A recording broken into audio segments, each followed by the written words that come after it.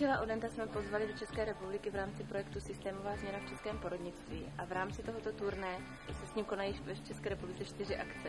Nejdřív se setkal Michel Odent s porodními asistentkami v rámci semináře, který pořádala Unie porodních asistentek.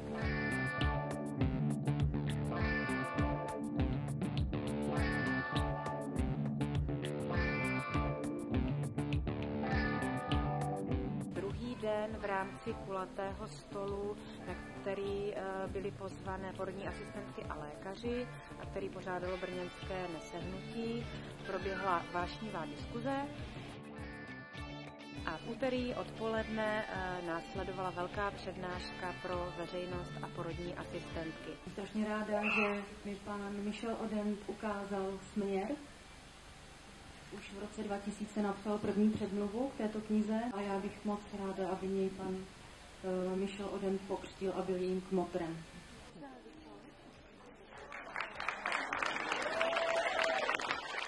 Poté Michel Odent přijel do Prahy, kde ho hnutí za aktivní mateřství pozvalo také na velkou přednášku pro veřejnost. Today we can learn from physiologists, that is to say, scientists studying the body functions, that to give birth by themselves, women need to feel secure without feeling observed. It's apparently simple. When you try to combine these two basic needs, you are wondering what kind of people, what kind of person can be introduced in a birthing place so that and her presence will not disturb the birth process. What is the prototype of the person with whom a laboring woman, can feel secure without being observed? The answer is simple, it's common sense. The prototype of the person with whom we can feel secure without feeling observed is, in an ideal world, is our mother.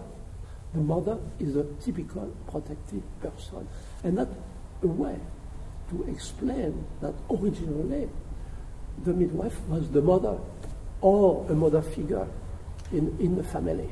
And that's a way simply to realize why we have forgotten over the century, the millennia, what's the root of midwifery, the origin of the midwife. And it's urgent to be in a position to explain why midwives are needed. To make a birth as easy as possible, we must once more take into account what we learn from modern physiology. And what I can do is to describe a situation I'm quite familiar with, which in general is a way to make the birth as easy as possible. It's a very simple situation, and the physiological perspective can interpret all the components of this simple situation. Simple, but almost unknown in our society. It's what happens when there is nobody around a laboring woman apart from one experienced and silent midwife, ideally in a small, dark and warm room, just one midwife sitting in a corner and knitting, doing a repetitive task like knitting, which is a way, according to modern scientists, to reduce the level of adrenaline. So this is, at the present time, an example of a situation which, in general, is compatible with a birth as easy as possible. Today, in our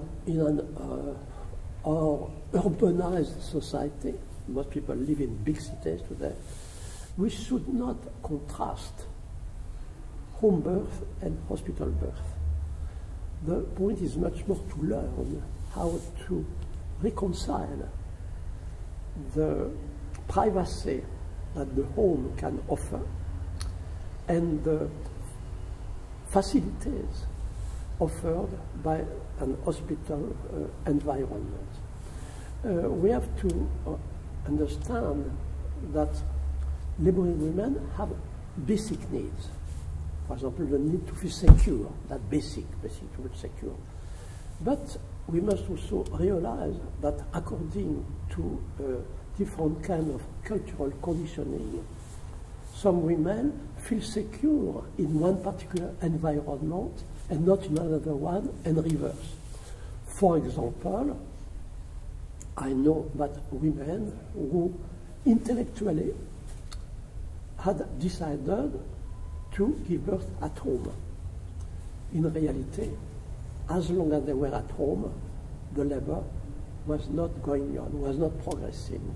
They needed to go to the hospital to hear the noise of the beeps of electronic machines to feel secure. But on the other hand, I know women who intellectually had decided to give birth in hospitals. But finally, the day when the labor started, they want to stay at home. They wanted to stay at home. It's the place where they could feel secure with a good, experienced midwife. And often it's unpredictable. It means that what should be considered important in the future is much more to create such situations that several options remain open. This is only possible if there is a good relationship with hospital teams and home birth midwives.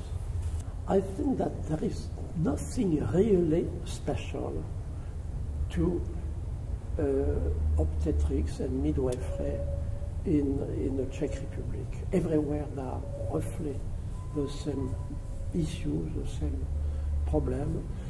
I think what's important is to realize that it's a global problem. What is at stake, finally, is the future of Homo sapiens, the future of humanity. So it's not a specifically Czech problem.